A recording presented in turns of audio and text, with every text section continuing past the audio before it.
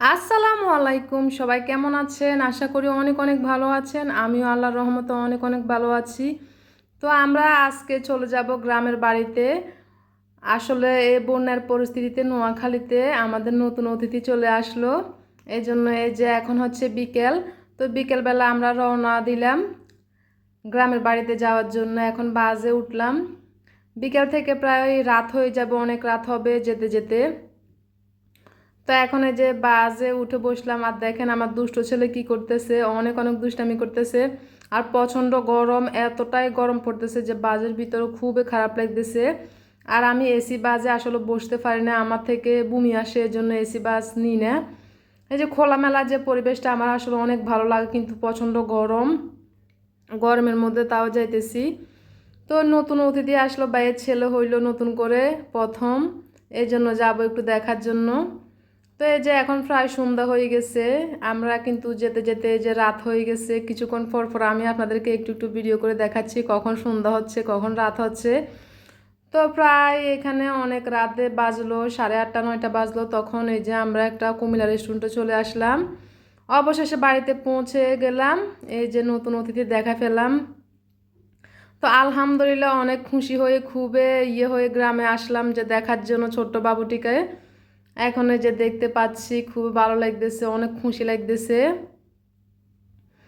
তো আমরা আস্তে আস্তে কিন্তু রাতে হয়ে গেছে। এখন এই যে আমাদের ছোট বাবু কি করতেছে দেখতেছেন, একটু খেলাধুলা করতেছে, অনেক ছোট, মাত্র 3 দিনে পড়ছে, ওর 3 দিন হয়েছে।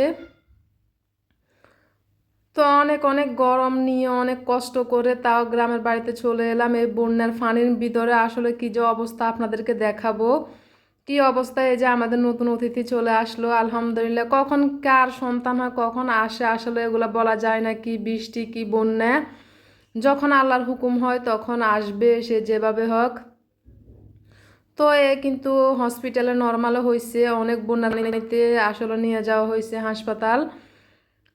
তো যাই হোক হইলো এখন নতুন অতিথি, আলহামদুলিল্লাহ আমরা কিন্তু অনেক অনেক খুশি। আমাদের এই যে আসলে আমার আব্বু আম্মুর এখানে বাসায় কেউ নেই, এই যে প্রথম আমার মেয়ে দুইটার বিয়ে হয়েছে, আমাদের দুই বোনের কিন্তু ছেলে মেয়ে আছে, আর এই হচ্ছে তার প্রথম ছেলের একটা মাত্র ছেলে, আমার আম্মুর, আমার ভাই একজন, তার ছেলে নাতি হয়েছে প্রথম। তো আমরা কিন্তু অনেক অনেক খুশি সবাই মিলে। তো এই যে ছোট বাবু কি করতেছে দেখেন, একটু একটু খেলা করতেছে। কিন্তু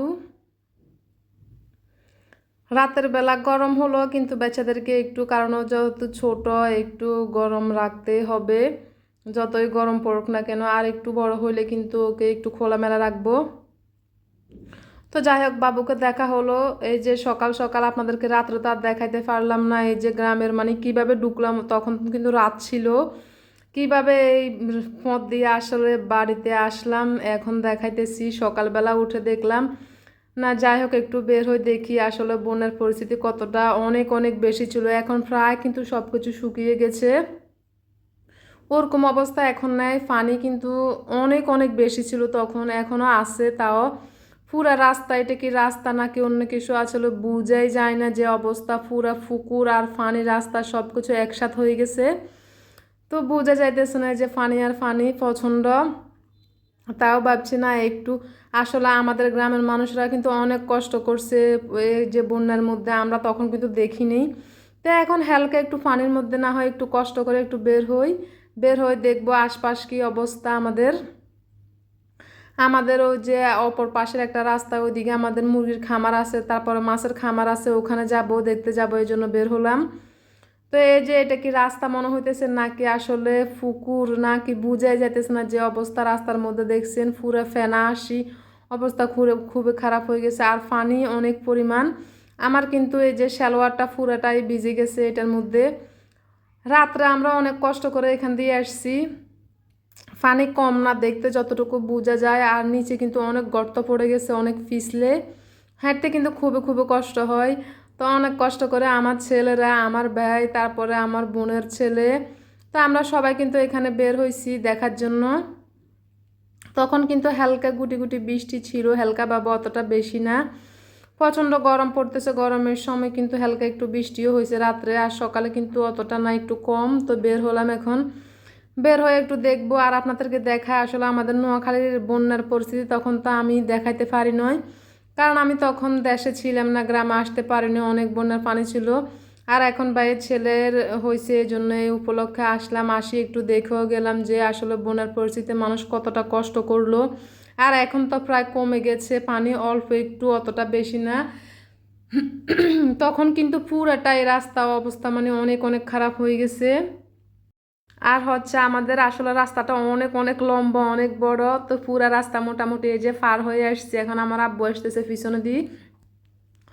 তো আমরা রাস্তাটা পার হয়ে এখন এই যে মেন রোডে উঠলাম। আমাদের যে মেন রোড, এটাও কিন্তু পুরাটাই ডুবে গেছে পানির মধ্যে, এখন কিন্তু অনেকটা শুকাইছে। তো সব কিছুই ডুবে গেছে। ওই সময় কিন্তু অনেকে জানেন নোয়াখালীতে বন্যার পরিস্থিতি কী অবস্থায় না হয়েছে।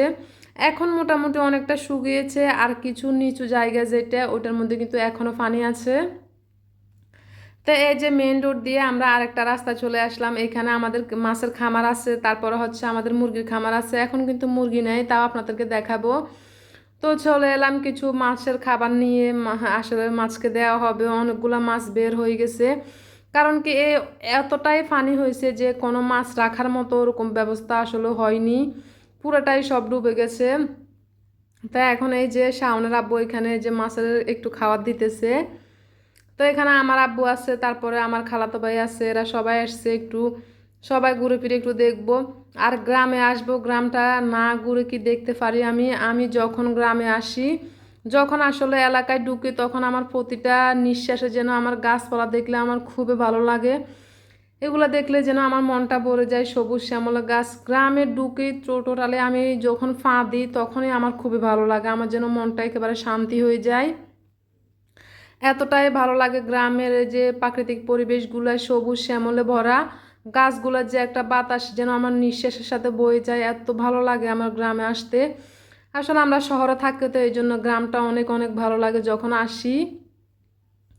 তো এই যে এখানে কিন্তু মাছের খামার আছে, সবগুলো মাছ বের হয়ে গেছে টোটালি, এখন অতটা মাছ নেই, একটু দেখতেছে আর কি কেমন মাছ আছে। খাবার দিলে কিন্তু মাছ আসে, এখানে কিন্তু অতটা কোনো মাছ নাই, হালকা পাতলা আছে।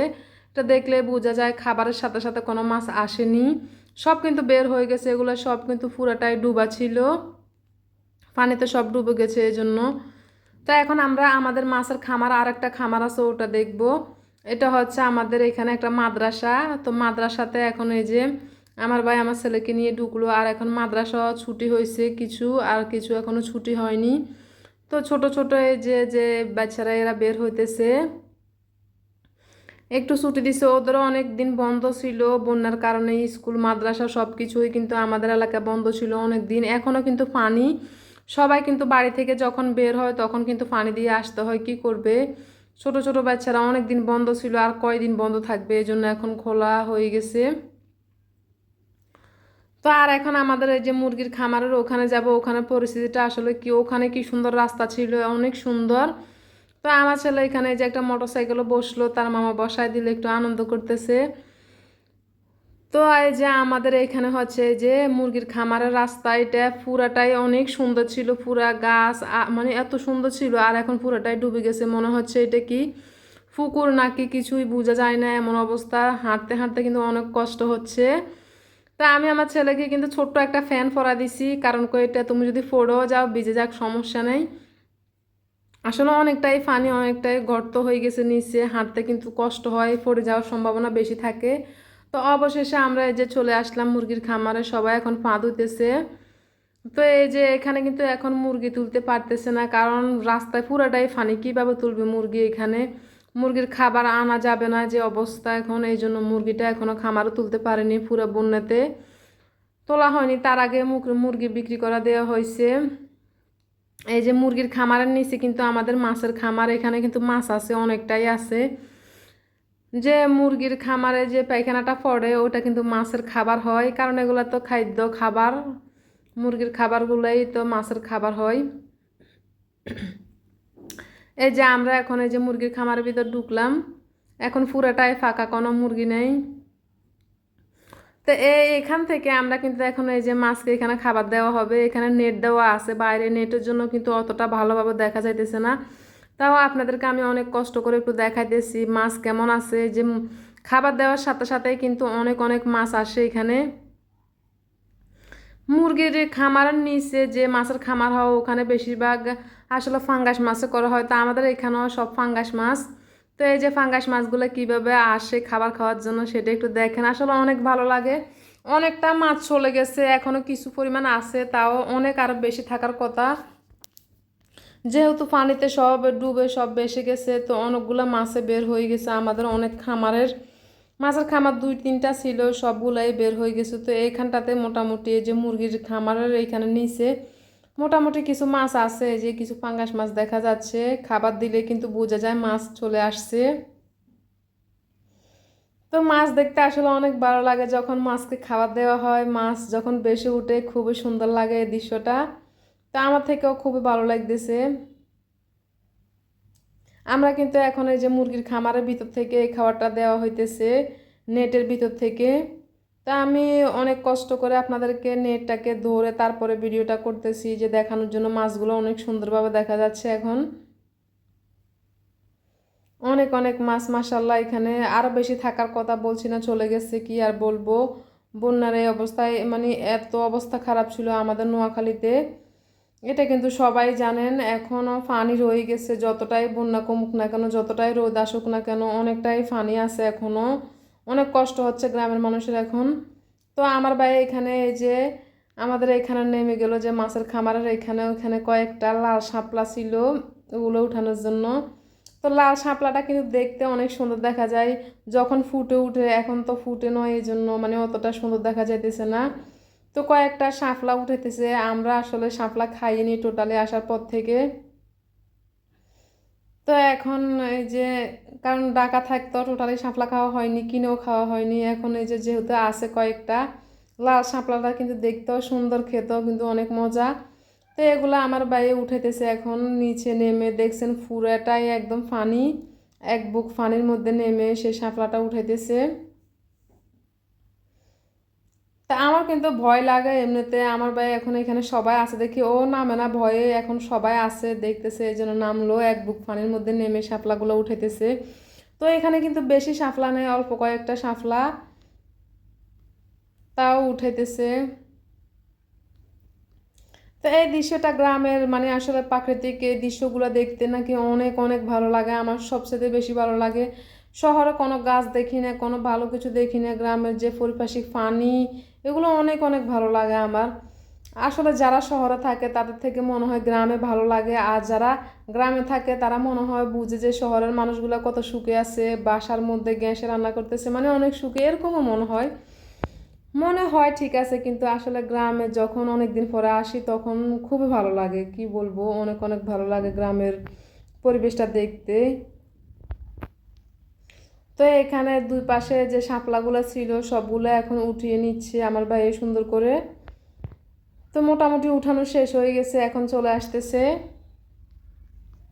এই যে শাপলা নিয়ে চলে আসলো।